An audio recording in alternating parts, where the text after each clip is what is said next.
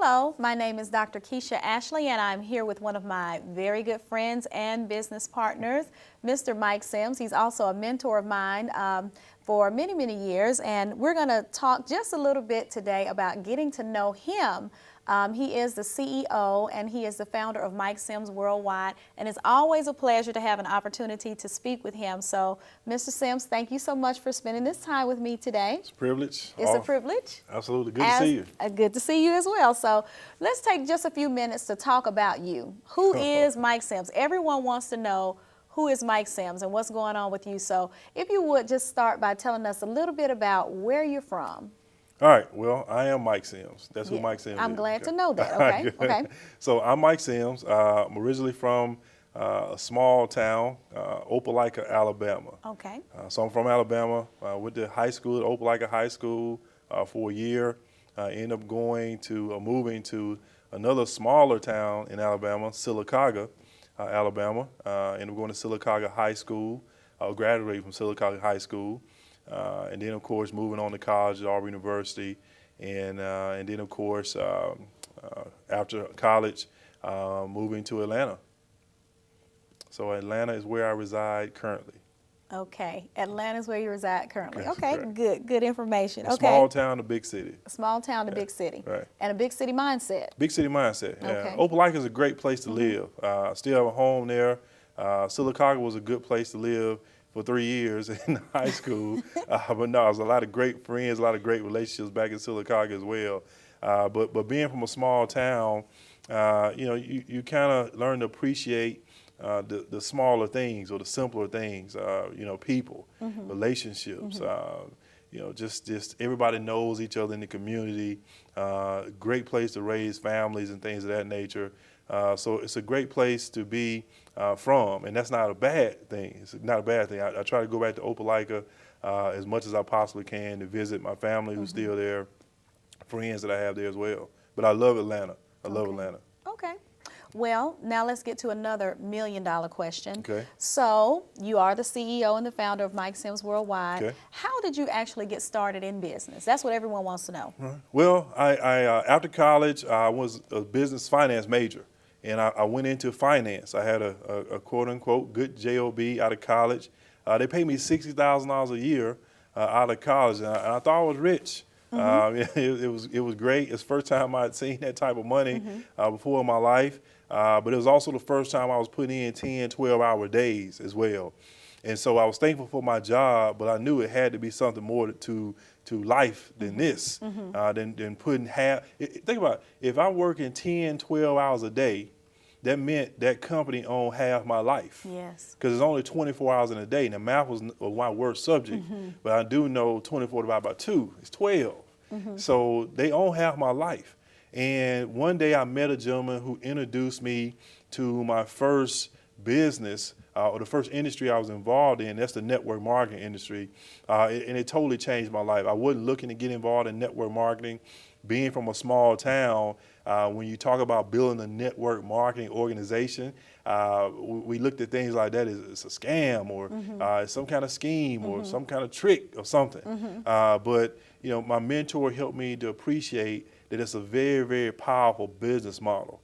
And I read books from Robert Kiyosaki, who wrote the book Rich Dad, Poor Dad, who talked about the industry of network marketing being a powerful way to start your journey to entrepreneurship. Because it was a low-cost investment, I didn't have to come up with my own idea. They gave us a product to market, so that was good. And then, of course, I had all the mentoring training that I needed that derailed so many people, or the lack thereof, derail so many people when they go into business for themselves. And so network marketing is where I started, had a lot of success in my first network marketing company. And of course, that helped me develop the income to be able to start the other businesses that I have now. Okay. Would you speak to those businesses just a little bit? Man, it's so many of them. That's a good thing. Absolutely. Well, I'm Okay. still involved in network marketing, Okay. very, very heavily. I'm passionate about network marketing. It's the thing that I devote most of my time to because it allows me to help people. My mentors always made me promise that if they gave me what I needed to get myself out of my financial situation, meaning to go from being poor financially to being in a position where money is really not an issue. They always make me promise to never forget to send the elevator back down. Network marketing allows me to be able to do that. Because I think I talked about it earlier. Most people want to own their own business, but it's 3 problems when it comes down to being a business owner. Number 1, you don't have the money. Number 2, you have the money, but you don't have a good product or idea. Number 3, you got an idea, you got the product, you got the money, but you don't know what you're doing. So in network marketing, we give you a product. It's a low-cost investment, and you get all the training and mentorship that you need. And so people ask me all the time, well, how can I get in business for myself? I believe, in my opinion, firmly, that network marketing is the best place to start because of those 3 reasons, or the 3 things that you get. And so I love building my network marketing organization. We market a nutritional beverage around the world so people get positive health benefits from it, but also we get to help people from a financial standpoint, because in my opinion, one of the number 1 sicknesses in the world today is a lack of cash. And people sometimes they don't like to talk about money. People look at money as something that's bad. Money, if you let money control you, then it is a bad thing. Like anything else. Alcohol is not bad if you do it in moderation. Same thing, money or working hard is not bad, but if you overindulge into it and you let it run your life, it's a bad thing. But when there are situations or issues that come up in a family or in life in general, these things require money. And so it's good to get money as an issue out of your life, and network marketing is a great place to start to be able to do that. And then, of course, so with the money that I earned or generated from network marketing, I went back to my finance background, and I said, man, there's ways to generate, or what I call put overalls on the money, or send your money to work for you. And so we started Sims Worldwide Investment Group a couple years ago, and we delve heavily into Forex trading, which is foreign exchange. So we trade currencies, the major currency pairs. We also dabble in commodities and things of that nature. A little bit of stock, some other things as well. Of course, the oil and the gold and things of that nature too. So and we're having a lot of fun doing that. We helping a lot of people from that, from a financial standpoint there as well, to be able to put their money to work for them. And then, of course, another business that I have is one of my latest business ventures. I'm real passionate about fashion and looking good and dressing well. And one of the things that I love is neckwear. And, your tie speaks volumes. It tells you how you're feeling that day. You have what you call a power tie. That's a nice tie you have on today. Thank you. It's one of our designs. Wow. And the name of that company is Inspired Knots.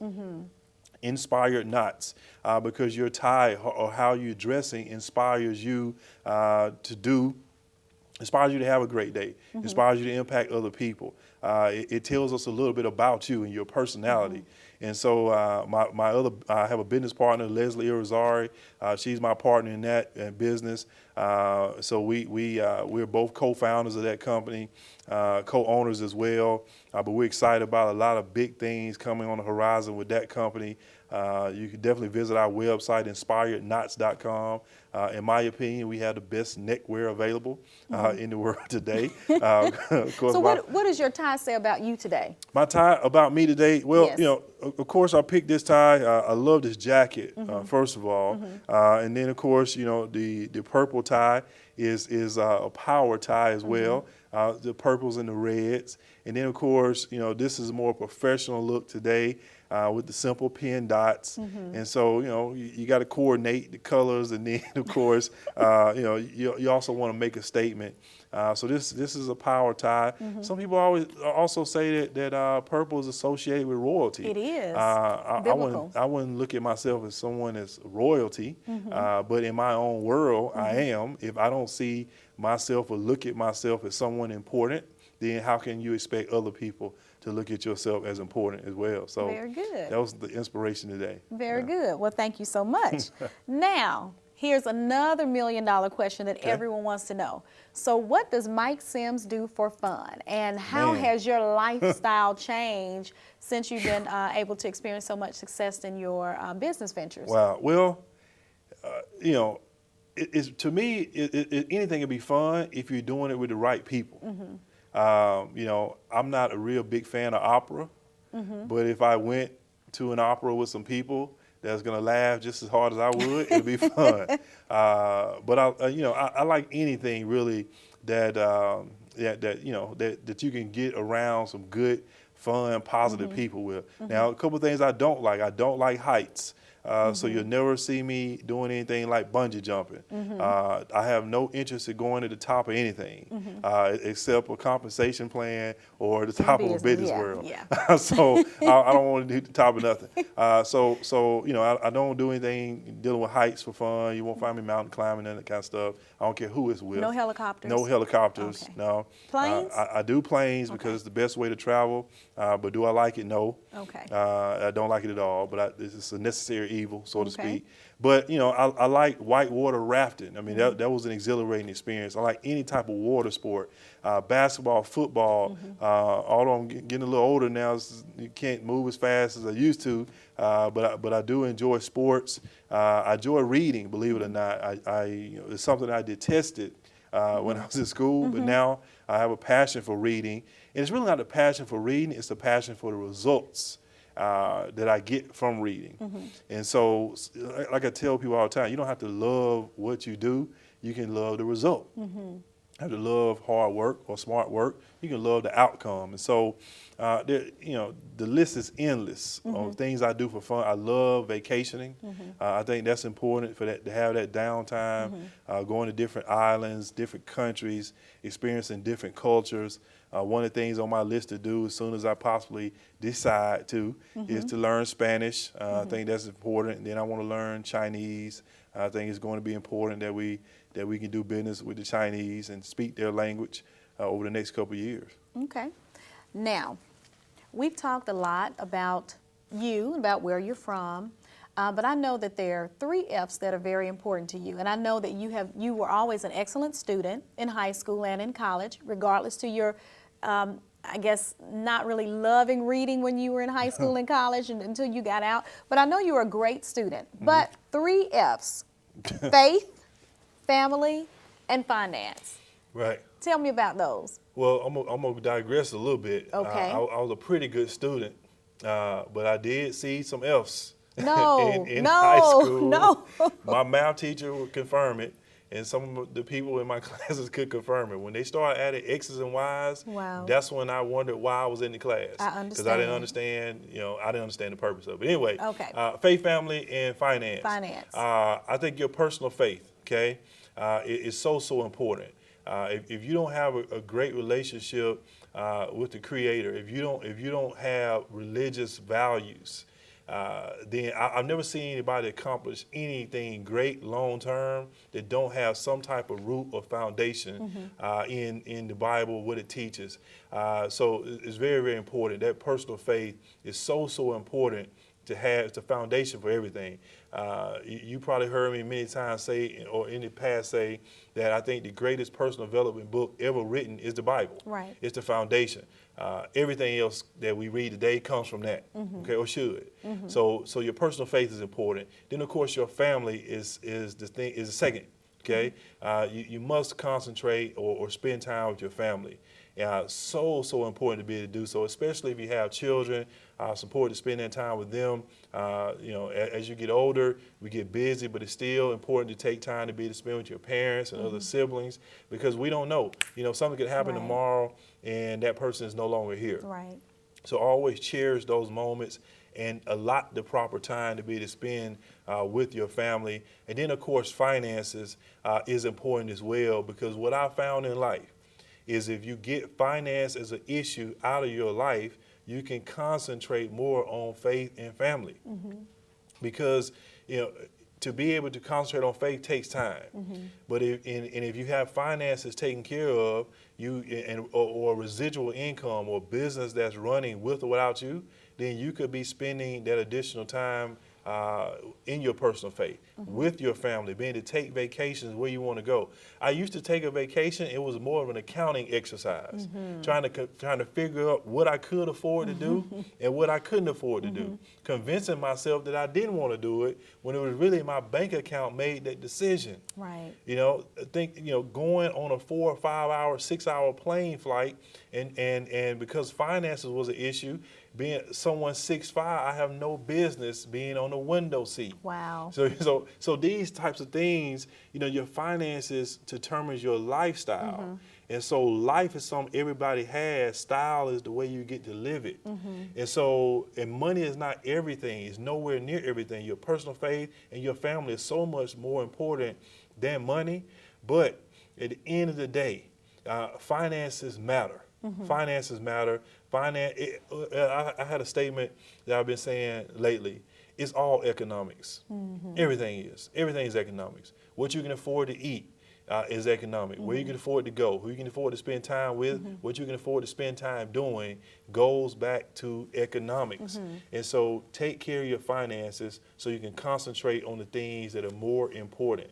Get finances as an issue out of your life so you can spend time with your family. You can spend time putting time into your personal faith, no matter what it is. And of course, those things are more important. Okay. Well, I enjoyed this opportunity of getting to know you a little bit better, and I'm sure everyone else will as well. Faith, family, and finance. Very, very important. Great Absolutely. points. Great points. So with that, I'd like to say thank you so much for your time. Congratulations on all of your success. Who cares about those teachers? Those F's, that didn't mean anything. Look at you today, okay? Okay. So we thank you again for spending time right. and sharing, and until we talk again. All right. It's always a privilege and a pleasure. You too. All right.